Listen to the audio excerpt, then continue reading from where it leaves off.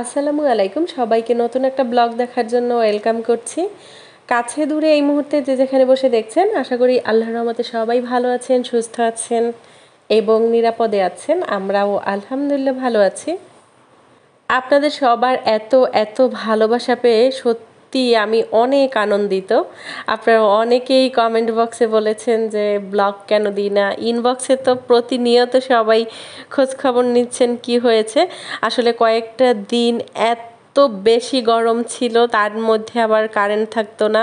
2 ঘন্টা পর পর কারেন্ট, 1 ঘন্টা পর কারেন্ট যেত, আবার 3 ঘন্টা পর কারেন্ট আসতো। তো এভাবে করে আমার ফোনে এমনিতেই প্রবলেম, চার্জ থাকে না। তারপর বাচ্চাদের টেক কেয়ার সব কিছু নিয়ে আমি আর ভিডিও করার সুযোগ পাইনি। তো এখন আলহামদুলিল্লাহ সব কিছু মোটামুটি ঠিক আছে। ভাবলাম আপনাদেরকে আমি অনেক বেশি মিস করতেছি, একটা ব্লগ আপনাদের সাথে শেয়ার করি। তো সত্যি বলতে আপনাদের সাথে না কথা বললে আমিও ভালো থাকি না, আমিও কি জানি খালি খালি খালি খালি লাগে। প্রতিদিন যখন ব্লগ আপলোড করি আপনাদের কমেন্টগুলো পাই, কমেন্ট রিপ্লাই না করতে পারলেও আমি কিন্তু কমেন্টগুলো পড়ি। মনে হয় না আপনারা আছেন আমার কাছাকাছি। আর অনেক দিন গ্যাপ হয়ে গেলে মনে হয় আপনারা মনে হয় আমার থেকে অনেক দূরে চলে গেছেন, কে কেমন আছে জানি না, বা আপনাদের সাথে কথা হয় না, খুবই খারাপ লাগে। তো তখন আবার একটা ভিডিও করার আগ্রহ চলে আসে, কিন্তু পারিপার্শ্বিক অবস্থার কারণে আমি রেগুলার হতে পারছি না। অনেক চেষ্টা করি আমি যেন একটু রেগুলার হতে পারি, কিন্তু মাঝখানে একটা না একটা প্রবলেম এসে দাঁড়ায়। তো যাই হোক, অনেকেই আমাকে একটা কমেন্ট করেছিলেন যে মারিয়াম এখন কি ব্রেস্ট ফিডিং করে, আর ব্রেস্ট ফিডিং না করলে আমি কিভাবে ওকে এটা বন্ধ করেছি সেটা যেন একটু শেয়ার করি। তো আলহামদুলিল্লাহ মারিয়াম এখন ব্রেস্ট ফিডিং করে না। তো মারিয়ামের খাবার দাবারে একটু পরিবর্তন হয়েছে। মানে আগে তো সকালে ঘুম থেকে উঠতো না, ঘুম থেকে উঠতো 9টা 10টায় বা 8:30টায় 8টায় এমন, কিন্তু এখন ভোর 6টার সময়ও ঘুম থেকে উঠে যায়। কারণ আগে এক রকমের ছিল, ঘুম থেকে ওঠার পরে কিছুক্ষণ ব্রেস্ট মিল্ক খেত, এরপরে একটু ঘুমাতো, আবার ঘুম থেকে উঠতো। কিন্তু এখন তো একবারে উঠে যায়, সেই 6টার সময় উঠে গিয়ে একা একা সুন্দর করে হিসু করে। তারপরে এখন কিন্তু ও ডাইপার পরে না, আগের ব্লগে বলেছিলাম যে ওকে আর এখন ডাইপার পরাই না, নিজে নিজে সকালবেলা উঠে নিজের কাজগুলো নিজেই সেরে নেয়।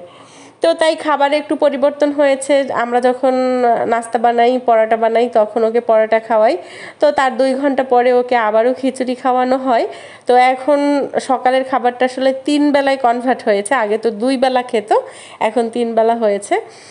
তো এখানে আমি একটা এক্সপেরিমেন্ট করেছি, মানে মারিয়ামকে তো চিনি খাওয়াই না, তো পুডিং বানাতে, ক্যারামেল বানাতে তো চিনির দরকার হয়। তো আজকে আমি ট্রাই করেছি যে তাল মিশ্রি দিয়ে কিভাবে ক্যারামেল বানানো যায়। তাল মিশ্রি দিয়ে ক্যারামেল বানিয়েছিলাম, প্রথমে একটু হয়েছে, সেকেন্ড টাইম আবার ক্যারামেল বানাতে গিয়েছিলাম, কিন্তু হয়নি, দলা দলা হয়ে গিয়েছে। তো পাতলা অবস্থায় আমি যেটা রেখেছিলাম তাতে এতটুকু কালার এসেছে। তো কালার যাই হোক, পুডিংটা আলহামদুলিল্লাহ অনেক সুন্দর হয়েছে। দেখেন পুডিংয়ের মধ্যে কোনো ধরনের ছিদ্র ছিদ্র হয়নি, আর খেতেও ভীষণ মজা হয়েছে। অল্প পরিমাণ মিষ্টি দিয়েছি, মিষ্টির পরিমাণটা একটু কম কম হয়েছে, খেতে কিন্তু ভীষণ রকমের মজা হয়েছে। তো আজকে এক্সপেরিমেন্টে আমি পাশ করেছি।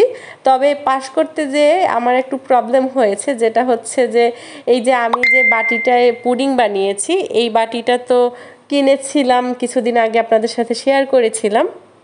তো এই বাটির যে ঢাকনাটা সেটা হচ্ছে সিলিকনের।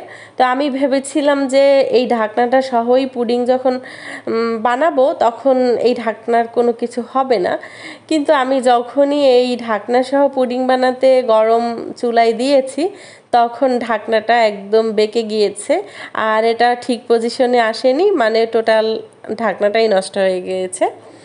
তো ব্যাপার না, এই বাটিটা আমার ঢাকনার প্রয়োজন নাই, আমি যখন পুডিং বানাবো অন্য একটা প্লেট দিয়ে ঢেকে দিব বা ফয়েল পেপার দিয়ে মুড়িয়ে দিব, ব্যাপার না। তবে এই রকমের বড় সাইজের বাটিতে পুডিং বানাতে আমার বেশ ভালো লাগে।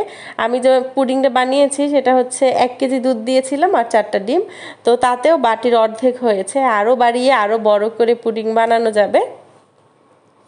তো এদিকে ব্রেকফাস্টের পরে টুকিটাকি কাজকর্ম শেষ করে আমি দুপুরে রান্নাগুলো সেরে নিচ্ছি। আজকে খুবই সাধারণ রান্নাবান্না, ডাল রান্না করেছি, লাল শাক রান্না করছি, আর এখানে আলু এবং ছোট মাছ রান্না করব।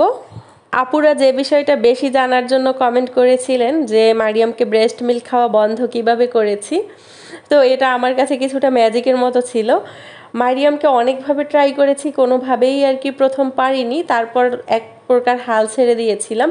এরপর যখন আপনারা বলেছেন যে 2 বছরে বেবি, সেটা ছেলে হোক মেয়ে হোক উভয়ই আর কি দুধ খাওয়া ঠিক না, তখন থেকেও মাথায় ঢুকেছে যে কিভাবে এটাকে আমি বন্ধ করব। তো আমাদের বাসার 4 তলায় কাজ করতেছিল, ওইখানে যখন টাইলসের কাজ করেছে তখন তো ভীষণ রকমের শব্দ হয়েছে। এছাড়াও পানি লাইন করার সময় যখন ড্রিল করেছে তখন তো বিকট আকারের শব্দ হয়েছে। এই শব্দটা ও ভীষণ ভয় পেত, তখন একদম কুটুমুটু হয়ে যেত, দৌড়ে আমার কাছে আসতো, তখন কোলে উঠে বসে থাকতো। তো এই সুযোগটাকে আমি একটু কাজে লাগিয়েছি। যখন ঘুমোতে চাইতো না তখন বলতাম যে মারিয়ম ঘুমিয়ে পড়ো, মিস্ত্রি আসবে। তো মিস্ত্রির কথা শুনেই সে ঘুমিয়ে যেত, দিনে হোক রাতে হোক। আর রাতে যদি ঘুমের মধ্যে 2-1 দিন জেগে উঠতো তখন আমি বলতাম যে মারিয়াম ঘুমিয়ে যাও, মিস্ত্রি আসবে, আর সে টুপ করে ঘুমিয়ে গিয়েছে। তো এটা আমার কাছে ম্যাজিকের মতোই হয়েছে। একজন আপু আমাকে কমেন্ট করেছিলেন যে বাচ্চাদেরকে মুরগির রান খাওয়া শেখাচ্ছেন, তো এটা খারাপ দিক এভাবেই আর কি বলার চেষ্টা করছেন। আসলে বাচ্চাদের রান খাওয়ানো যে খারাপ জিনিস এটা কিন্তু এক অর্থে ঠিক কথা না। এক অর্থে ঠিক কথা, যখন বাসায় গেস্ট আসে তখন হয়তো বা ওরা রানের জন্য বায়না ধরে, কিন্তু একদিকে হচ্ছে বাচ্চাদের রানের এবং থানের মাংসটা দেয়াটা নিরাপদ, মানে এই মাংসটা নরম থাকে তো ওরা চিবিয়ে খেতে পারে। তো রানের দেওয়ার ক্ষেত্রে হচ্ছে মেয়ে মানুষকে একটু রান এই সময়টায় যদি না খাওয়াই, মানে যখন বাপের বাড়ি থাকে, তারপর কিন্তু জীবনেও তাদের ভাগ্যের রান আর জোটে না। আমাদের বেলাই বলি, আমরা যখন ছোট ছিলাম তখন আমাদের বাসায় যখন মেহমান আসতো দেখা যাচ্ছে সেই টাইমটাই মুরগি রান্না করা হতো, আর মেহমানদের সামনে রান তো মাস্ট বি দিত। আর আমার ভাগ্যে সব সময় পাখার কাছের যে কাঠির মাংসটা, ওই মাংসটা পড়তো।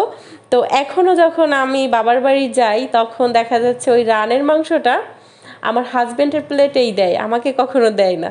তো আমি একবার আমার আম্মুকে বলেছিলাম যে দেখো, আমাকে তো সারা জীবন এই মাংসটাই দিয়েছো, আর এখন আমি বিয়ের পর যখন খেতে যাই আমি রানটা আমার ছেলে মেয়েকে দেই বা আমার হাজব্যান্ডকে দেই, আর আমি ওই মাংসটাই আমার ভাগে পড়ে, আর ওই মাংসটাই আমি খাই মজা করে। তো আমার মা বলে যে তখনকার সময় তো ওরকমের ছিল, তখন তো ফার্মের মুরগি অত অ্যাভেলেবেল ছিল না, আমাদের বাড়ির পালন করা মুরগি মাঝে মধ্যে আমরা খেতাম, আবার হচ্ছে যখন খেতাম তখন কিন্তু রানটা আমার বাবাকে দিত বা অন্য কাউকে দিত। আর শ্বশুরবাড়ি যাওয়ার পরে আপনাকে তো জীবনেও আপনার শ্বশুরবাড়ির লোকজন আপনার প্লেটে মুরগির রানটা তুলে দিবে না। যদি কোনো স্বার্থ থাকে আপনার প্রতি তখন আপনাকে হয়তো 2-1 দিন রান প্লেটে দিবে, কিন্তু তাছাড়া মেয়ে মানুষের এভাবেই চলে যায়। তাই মেয়েদেরকে যখন বাবা মার ঘরে থাকে আর কি, বাবা মায়ের আয়ত্তে যতদিন থাকে, মেয়েদের সকল শখ পূর্ণ করা উচিত, কারণ এরপরে জিন্দেগিতেও মেয়েদের স্বপ্ন আর পূর্ণ হয় না। হাজব্যান্ড ভালো পেলে তো মাশাল্লাহ, তখন আর নিজের চাহিদা থাকে না, তখন সংসার সন্তান নিয়েই সব কিছু ভাবনা চিন্তা। তো যাই হোক, আশা করি আপু আপনি বুঝতে পেরেছেন। তো এখানে ছাদে মাটি শুকাতে দিয়েছি, আমি গাছ লাগাবো, আর যেদিন শুকাতে দিয়েছি সেদিন থেকে বৃষ্টি, গাছ লাগানো আর হয়নি।